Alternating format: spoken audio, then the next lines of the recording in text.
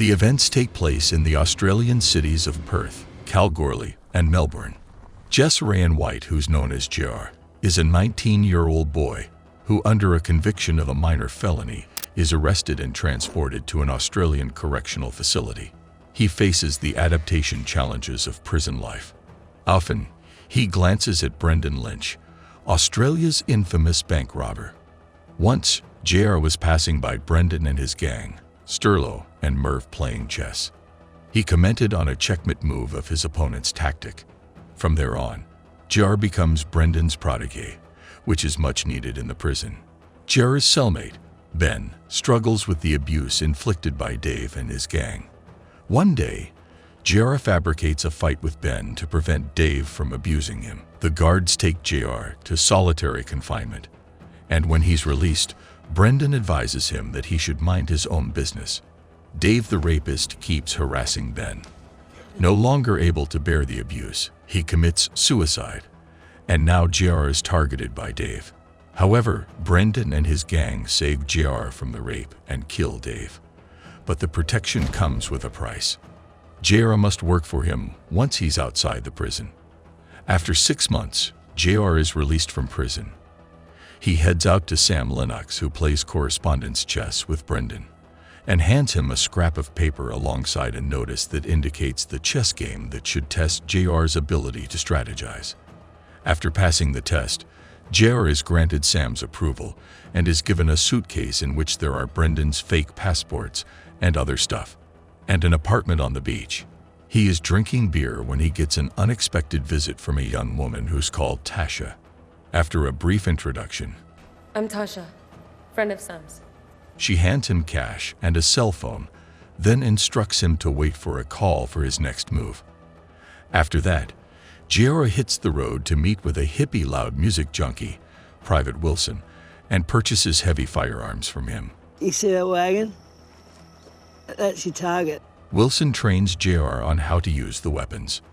After the short intermission, JR gets a phone call from Sam to be ready for Brendan's getaway operation. He gets in a scenic tour helicopter. Under the gun threat, JR commands the pilot to redirect the GPS to the address he shows him, which is the prison. On a second's ticking, Brendan and his gang are moving solidly in the prison. A tricky attack on another prisoner triggers the work. Brendan and Sterlo shield themselves with one of the prison's officers and firmly make their way out to the yard where they meet JR. After an exchange of gunfire with the guards, they manage to flee. JR drives them to a convenience store where, accidentally, they know through a radio broadcast years for the rape of a Perth schoolgirl that Merv had lied to them and that he had been convicted of raping a Perth schoolgirl. With mad kicks and punches, Brendan sets Merv away from his men. They reach the beach house where Brendan shows doubts about the security issues. Nonetheless, they meet Sam at his villa, which is the hub of Australia's crime heads and multiple sources of illegal activities. However, its coastal interior explicates class, upon which JR expresses a tendency over a ceramic decorative piece of art. But Sterlo's opinion is different, as he prefers gold and money. Sam discloses an intent to steal gold from the supplier, the KV Mining Corporation in Kalgoorlie, which is worth 7 figures. 5 to 6 bars worth $4.5 million. The seed has been planted in Brendan's brain. Only he has to execute the plan. At the pool of the villa, Tasha converses with JR when Josh niddles and warns him that the girl is off limits. But when Josh pushes JR into the water, he becomes immobile and unable to get himself out of the pool. Tasha helps and drags him out, knowing that he is aquaphobic. JR leaves the scene frustrated when Tasha comes along in her Porsche and offers him a ride to a restaurant. Over the dumplings dining table, Tasha shares her story with Sam. She had been cajoled into getting a student visa and working for 2 years, then she'll get the residency. All that was fraud. The next morning, Brendan scolds JR that if he's willing to continue in their program, then he must ditch women's chasing. A message buzzes in Brendan's phone indicating that they're going to shift to a new dwelling, which is more satisfactory for Brendan. The plan is set. The in and out intel of the place, the IDs, and the crew. And because the building is heavily secured with panic buttons, they won't be able to circumnavigate the front door. Brendan appoints JR to crawl through the vent, and 5 minutes before the gold pour, he must drop down from the ceiling and terrorize the panic buttons workers to let the rest of the team come through the front door and take over the gold room. He then appoints a rally racer whose name is Chris to be their getaway driver.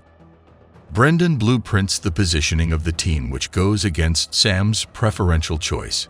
He wants his nephew Josh at the gold pour instead of the front door, which leads to a fight between Josh and JR. Brendan directs him to chill out and have a drink to ease the tension. While at the casino, he spots Tasha with some men assaulting her. He middles in causing them to leave. They both agree on a place to meet, which is a footbridge near his place. Once they meet, she goes to the waters inviting him to follow her moves. Initially, he rejects what she's alluding to. He vents out his childhood memory when his dad chucked him overhead to the water, causing him to be drawn. She wants to help him overcome his fear by letting go and living the moment with her. And it worked. In the morning, he promises her that once he gets his share of the gold, they'll run away and that she just needs to pack her baggage.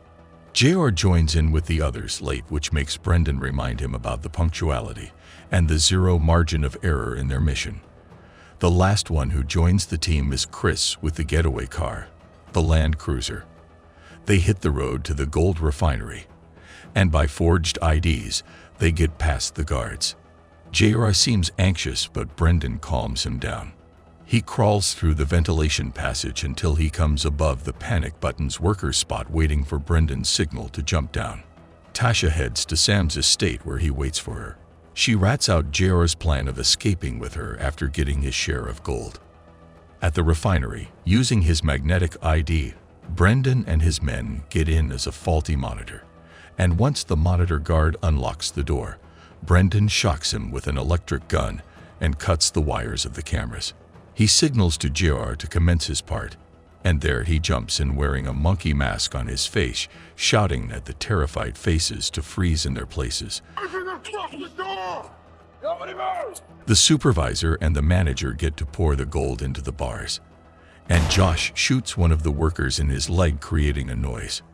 From the outside, Chris, using the walkie-talkie, warns that the police are coming.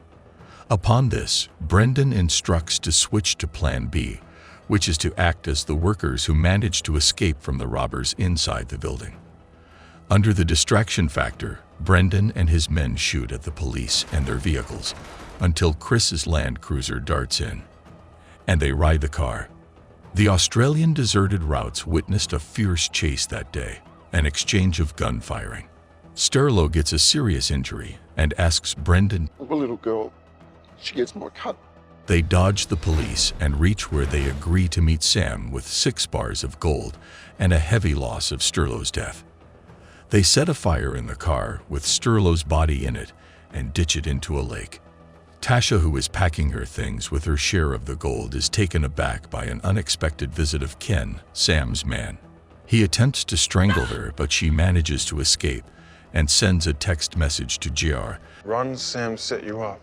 They find their place surrounded by armed men in black, seemingly Sam's men, and they head to the graveyard and dig out buried cash that will help them take the gold back from Sam.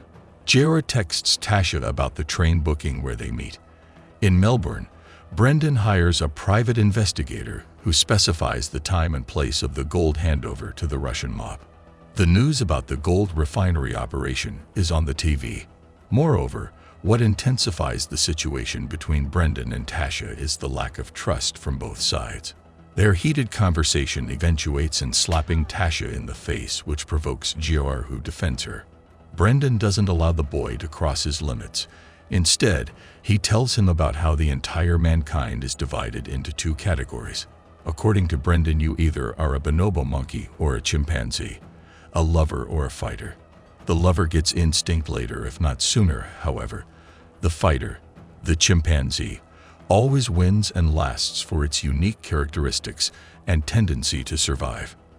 Brendan says that it's easier to work without burdening himself with love's nonsense.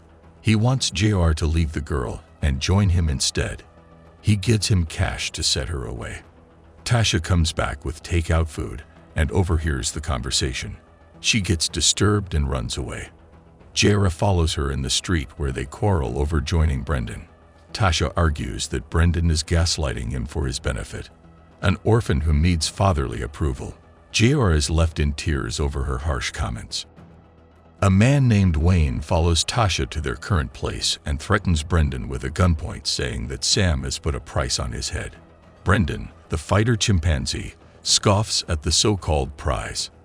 The counter-argument of Brendan is that Sam is getting the lion's share of the gold and paying Wayne crumbs of the whole deal. Wayne doesn't know anything about the Kalgoorlie gold job and gets himself as an easy prey of Brendan's trap. He's now working for him, especially after accepting his offer of a few $100,000. In the morning, JR opens his eyes to a pistol-clicking sound. That's Brendan pointing it at him. He gets alert, but Brendan doesn't aim for any kind of harm. He hands him a Tanfoglio pistol and tells him to get ready. They aim the rendezvous and wait for the moment when Sam's men arrive. Josh hands a key to the other man when out of the blue Wayne, driving a Ford truck, hits the car and cuts off the deal. Both parties exchange gunfire, which leads to getting rid of Sam's men except for Josh. They take the key and Josh as well. Somewhere at a warehouse, they confine Josh to a chair and threaten him to either tell them the hideout of the gold or they will hammer down his toes and fingers. Josh stubbornly refuses to utter a word, but once he's put in a freezer and the hypothermia kicks in, he discloses the hideout of the gold, which is a storage unit. There, they find 2 black suitcases with 6 gold bars stashed in each. Aside from that, Brendan doesn't leave his business unfinished with Sam. He heads to the west where it all started over a checkmate move. Brendan ends his journey with Sam via bullets right in the middle of his chest. After that, they book a lodge and Brendan hides the suitcase under his bed, while JR sends a letter to a mysterious room no. 43. Brendan, being vigilant, asks JR where he has been, and he replies that he bought some chocolate for them both. After that, they buy a boat for their escape from the country. Once aboard the boat, Brendan offers JR half a golden bar that is worth $350,000. But he doesn't accept less than half of the whole gold heist, and that would be $2 million. JR isn't only a bonobo monkey, he's also a chimpanzee who fights and wins his battles. He has orchestrated a plan with Tasha to replace the bars in the suitcases with rustic iron pieces, leaving Brendan with no choice but to accept half of the money. JR reminds him of the Son of Sorrow's chess strategy, and Tasha over a phone call checkmates him out by saying, "Never trust a woman. Checkmate." A man who is a descendant of a bonobo species, JR thrives in a huddle. He keeps his promise to Tasha and a fair share of the gold to Brendan. Brendan stays in a motel waiting for JR's call to find the place where he hid his share of the gold. While he's in the laundromat, a woman holding a magazine recognizes him as the escaped robber, and she reports him to the police, and he's arrested upon that. In the prison, Brendan gets a photo attached with a cryptic letter from JR. The letter says, "Next time you're in Darwin, make sure you pay your respects to Albert's cousin Thomas." This means that once he's out of jail, he'll find his share of the money buried in Thomas Jones's grave. And the photo of Tasha being pregnant implies that the bonobo species isn't going to die out. Not anytime sooner or perhaps later. The movie's axis is the imaginary chessboard game strategies and the unique traits of the bonobo monkey species. It's written and directed by Julius Avery and produced by Screen Australia, Screen West, Lottery West, and Screen Ennispa. It stars Ewan McGregor as Brendan Lynch, Brenton Thwaites as JR, Alicia Vikander as Tasha, and Jacek Koman as Sam Lennox. Drop your thoughts and experiences in the comments below with #CinemaRecap. Until next time.